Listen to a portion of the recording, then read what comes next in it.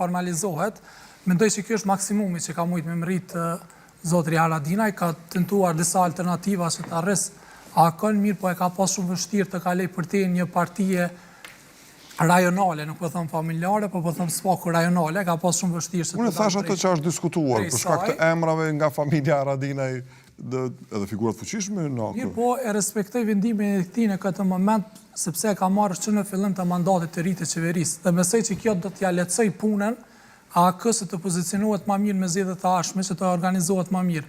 Një ndërheqje më vonshme përpara zgjedhjeve të ardhshme, që me shumë mundësi do të jetë pas 4 viteve, do të ishte AK-ja në pozicion. Një mandat plot 4 vjeçar, Flamur? Sipas shumë mundësive do të jetë mandati plot 4 vjeçar, kështu që mendoj që ka marrë një vendim shumë të mirë që të përgatitet AK-ja shumë më mirë për zgjedhjet e ardhshme. Besoj që rritja e AK-s në zgjedhjet e ardhshme mund t'ja mundësoj një rrethon të re Ramush Haradinaj që ai të kandidohet për president. Mirë, po nuk besoj që me këtë lloj përqindje dhe me këtë numër të deputetëve ai ka ndonjë gjasë reale që të bëhet presidenti i Republikës së Kosovës. Ai është bërë kryeministër i vendi me fuqi jo shumë të madhe. Por që në kohën e dikur është bon, kur vota nuk ka qenë matësi thelbësor i gjë gjë, po edhe racionaliteti. Dhe sot po flasim për matësin thelbësor që është veç vota. Shkodra nuk e pat njëjtin qëndrim me gjithë. Po besoj që kanë qenë rrethonat pak më ndryshe në kohë. Domthonë kemi qenë pak vite pas luftës, rrethonat ka qenë ndryshe. Besoj për këto rrethona, sigurisht zotri Rugova nuk është as pak i ngjajshëm me zotri Kurtin, rrethonat ka qenë tjera, nuk besoj që zotri Kurti do të japë mundësi dikujt që me 6 ose 7% ose ndoshta edhe me 10% të bëhet president. Besoj që është lojtar më i ashpër në këtë drejtim. Tash ka provu disa koalicione, po nuk i kanë funksionuar. Fatkeqësisht, sa herë që AK-ja është bashku me parti tjera, domthonë vetëm se është dobësukje ndodhet edhe herën e kaluar me nismen, kështu që gjithmonë dashta diskutu në të ardhmen a do të shkrihet ose a do të bashkohet më mirë AK-ja me PDK-n me krajin e luftës. Pas diskutime të tilla? Po. Që AK-ja të bashkohet me PDK-n? Po, besoj që nuk e di nëse ka pas diskutime mes PDK-s dhe AK-s, mirë po si ide, mendoj si ka ekzistuar. Ishte një moment në legislaturën e kaluar për krimin e një fronti opozitar.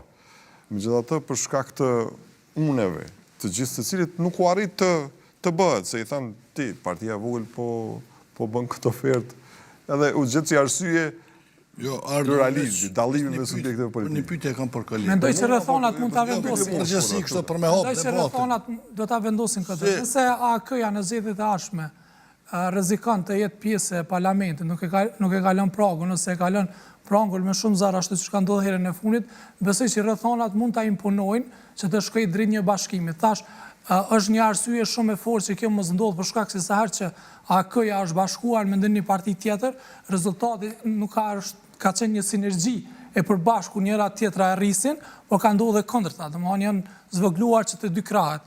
Kjo është një lloj historie e cila i tregon edhe AK-s edhe PDK-s që një bashkim i nashëm është shumë i vështirë, mirë po nuk është i papërjashtueshëm.